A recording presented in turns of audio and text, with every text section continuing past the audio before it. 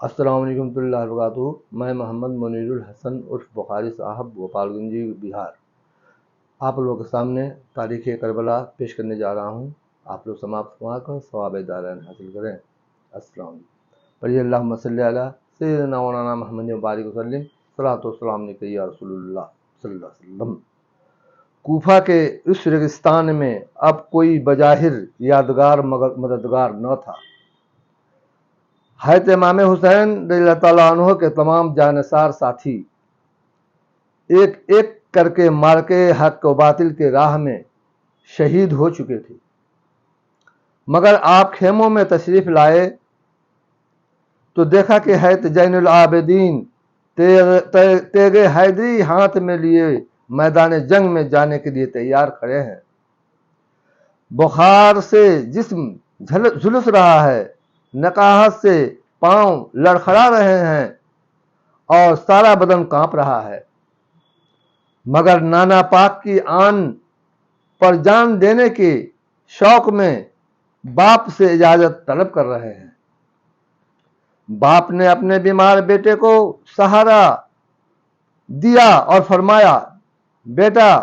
تم جانتے ہو کہ آج اس میدان کربلا میں ہمارے لیے موت کے سوا اور کچھ بھی نہیں ہے۔ تمہارے سامنے جو کچھ ہوا وہ تم دیکھ چکے ہو، اور اگر تم بھی مرنا چاہتے ہو تو جاؤ، مگر تمہاری موت سے سادات کا خاتمہ ہو جائے گا، خاندان کا خاتمہ ہو جائے گا، حسین کی نسل منقطع ہو جائے گی، سیدوں کا نام و نشان مٹ جائے گا اور اولاد فاطمہ کا سلسلہ ختم ہو جائے گا، اور اگر تم بھی شہید ہو گئے تو پھر ان پردوں داروں کو مدینے کو کون پہنچائے گا؟ ان کی حفاظت و نگہداشت کون کرے گا؟ میری نسل کس طرح چلے گی اور حسینی سیدوں کا سلسلہ کس طرح جاری ہوگا؟ اور اب تو دین اسلام کی نصر و اشاعت اور قرآن و شریعت کی حفاظت تمہارے ذمہ ہے، اور احکامات الہیہ کی رکھوالی اور خلافت اسلامیہ کی پاسبانی تمہارے سپرد ہے۔ بیٹا تم زندہ رہو اور خدا تمہیں زندہ رکھے، تاکہ تم دنیا کو بتا سکو کہ جب اس خطے ارضی پر فسق و فجور کے اندھیرے چھا جائیں اور جب اللہ کے بندوں کے سروں پر ملوکیت اور آمریت کی تلوار لٹک رہی ہو، تو اس وقت میرے باپ حسین کی طرح اپنے بچوں کو قربان کر کے ملت اسلامیہ کو اسلام کی روح جمہوریت کی روشنی میں لایا جا سکتا ہے۔ اور دیکھو بیٹا، کوئی صبح ایسی نہیں جس کی شام نہ ہو، اور کوئی دن ایسا نہیں جس کی رات نہ ہو۔ چمن میں بہار بھی آتی ہے اور خزاں بھی، پھول کھلتے بھی ہیں اور تارے بھی، سورج نکلتا بھی ہے اور ڈوبتا بھی، اور انسان پیدا بھی ہوتا ہے اور مرتا بھی، اور زندگی کی انتہا ہی موت ہے، اور ایک بہادر انسان موت کے فرشتہ کا استقبال مسکرا کر کرتا ہے اور پیش آنے والی ہر مصیبت کا مقابلہ ہنس کر کرتا ہے۔ بیٹا عابد، تم بھی ایک بہادر باپ کے بیٹے ہو اور شیر خدا کے پوتے ہو، اور تمہاری رگوں میں بھی علی کا خون ہے اور فاطمہ کا دودھ ہے۔ سبحان اللہ۔ میرے بعد علی کی شجاعت کو بدنام نہ کرنا، اپنے باپ کے صبر کو دھبا نہ لگانا۔ حق پرستی ہمارا شیوا ہے اور حق گوئی ہمارا منصب۔ جاؤ اور خیمے میں آرام کرو۔ اور پھر آپ نے بی بی شہربانو سے فرمایا، شہربانو، میں تمہاری خدمت گزاری کا حق ادا نہیں کر سکتا۔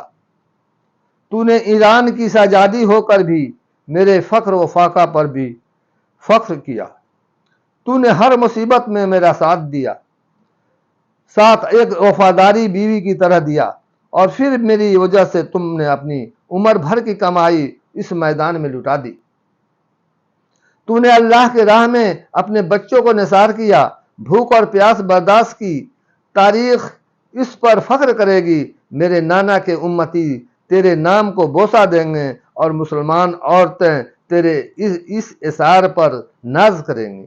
مگر جس شان سے تو نے اپنے بچوں کو نثار کیا ہے، میرے بعد اس صبر و شکر کا مظاہرہ کرنا۔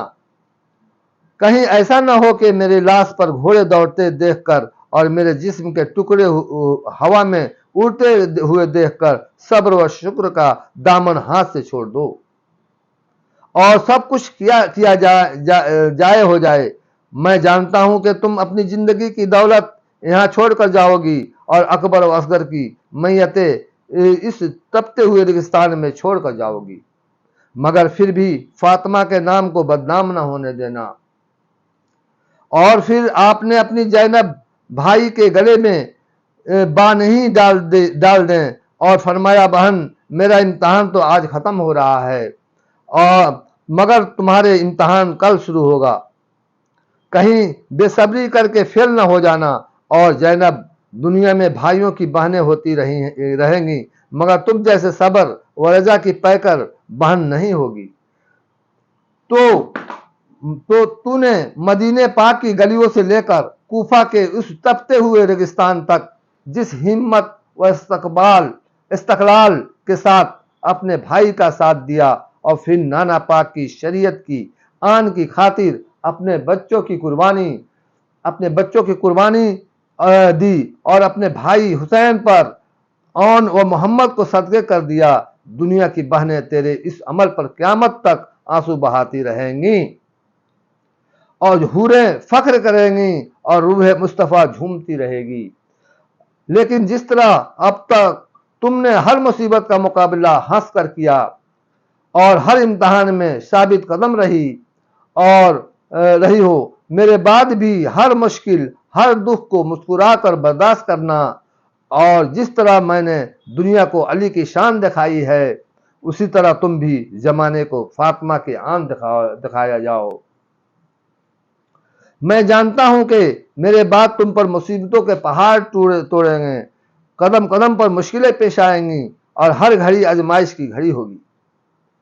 تم کو ابن زیاد کے سامنے بھی پیش ہونا ہے اور یزید کے دربار میں بھی جانا ہے، مگر میری بہن ہر حال میں خدا کا شکر ادا کرنا اور ہر مصیبت میں صبر کرنا۔ عمرو بن سعد، ابن زیاد اور یزید کو فاطمہ کے اولاد کی آن کا پتہ لگ جائے اور ان کو اہل بیت کی پردہ داری کی سمجھ آ جائے اور اطرت پیغمبر اور ناموس رسالت صلی اللہ علیہ وسلم کی خبر ہو جائے، بہن تمہارے سر پر چادر تطہیر ہے، یہ پھٹ نہ جائے اور اس کی عزت و حرمت میں کوئی فرق نہ آنے پاوے۔ اور میں جانتا ہوں کہ جہاں سے عمرو بن سعد اور اس کی لشکریں خوشیاں مناتے اور ہنستے روانہ ہوں گے، وہاں سے تم غم و اندوہ کے اندھیرے میں روتی جاؤ گی اور اہل بیت کے شہیدوں کے مرثیے پڑھتی جاؤ گی۔ یہ سب کچھ ہو مگر میری بہن تمہاری ثابت قدمی میں فرق نہ آوے، تمہارے پاؤں میں لغزش نہ آوے اور صبر و رضا کا دامن تمہارے ہاتھ سے نہ چھٹے۔ اور یہ میری بیٹی سکینہ، یہ ہے میرا بیمار عابد اور یہ ہے مسلم شہید کی یتیم بچی، ان کا خیال رکھنا، ان کو اداس نہ ہونے دینا، ان کے سروں پر شفقت کا ہاتھ رکھنا۔ اور جب مدینے پاک جاؤ تو درود پڑھ کر داخل ہونا، نانا مصطفیٰ علیہ السلام کے روضے پاک پر جاؤ تو میرا بھی سلام عرض کرنا، اور میری بیٹی سغرا ملے تو میرا پیار دینا۔ جاؤ تمہارا اللہ نگہبان، اور اب اٹھو اور اپنے بھائی حسین کے صورت کو جی بھر کے دیکھ لو، پھر قیامت تک نظر نہیں آئے گی۔ فاطمہ کا لال اٹھا، نانا پاک کا امامہ سر پر باندھا، ماں فاطمہ کی چادر کمر میں لپٹی اور باپ علی کی تلوار ہاتھ میں پکڑی گھوڑے پر سوار ہونے لگے تو اس خیال سے رلا دیا کہ سیدہ پاک نے گھوڑے کا منہ میدان کی طرف کیا اور چلنے کا حکم دیا، مگر گھوڑا اپنی جگہ سے ہلا تک نہیں۔ امام پاک بار بار گھوڑے کو چلاتے مگر وہ حرکت میں نہ آتا۔ حضرت حسین حیران رہ گئے کہ یا اللہ یہ کیا ماجرا ہے، گھوڑا میدان کی طرف جاتا کیوں نہیں ہے، کیوں میں اس امتحان میں فیل تو نہیں ہو رہا ہوں؟ گھوڑے نے گردن اوپر اٹھائی اور زبان حال سے اپنے سوار کو کچھ سمجھایا۔ سید مظلوم گھوڑے سے نیچے اترے، دیکھا تو بیٹی سکینہ نے گھوڑے کے پاؤں پکڑے ہوئے ہیں۔ امام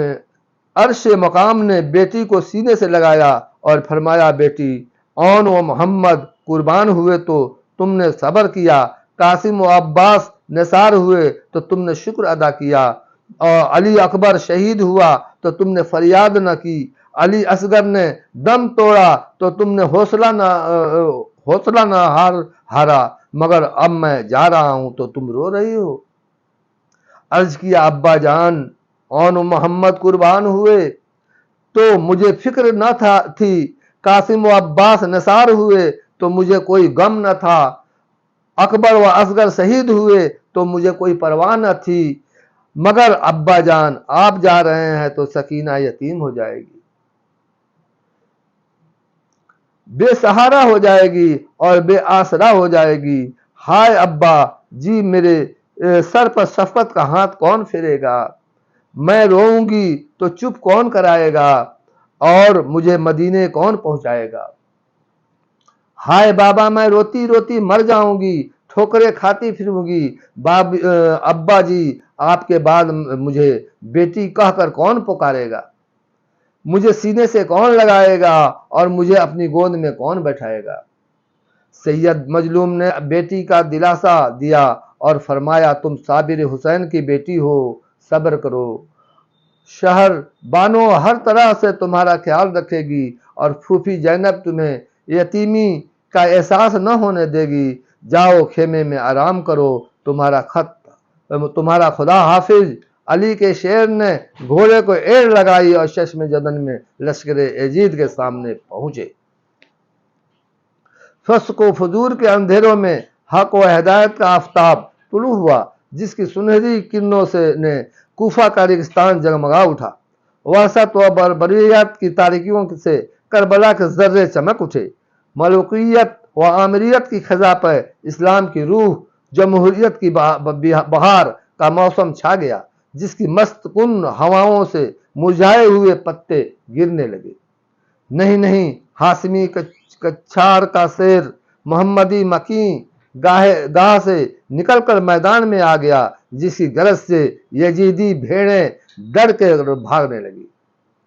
نہیں، جمال مصطفیٰ چمک اٹھا، جس کی تجلی سے کربلا کے ذرے دمک اٹھے، اور جلال حیدری جوش میں آ گیا، جس کے روب و دبدبا سے لشکر یزید میں ہنگامہ برپا ہو گیا اور عمر بن سعد گھبرا گیا۔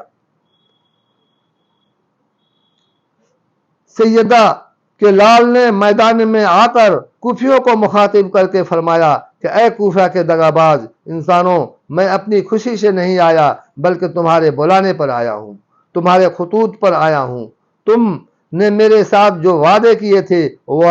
وعدہ کہاں گیا؟ تم نے میری حمایت میں مر مٹنے کی جو قسمیں کھائی تھیں وہ کدھر گئیں؟ تم نے کہا تھا کہ ہم اہل بیت کے غلام ہیں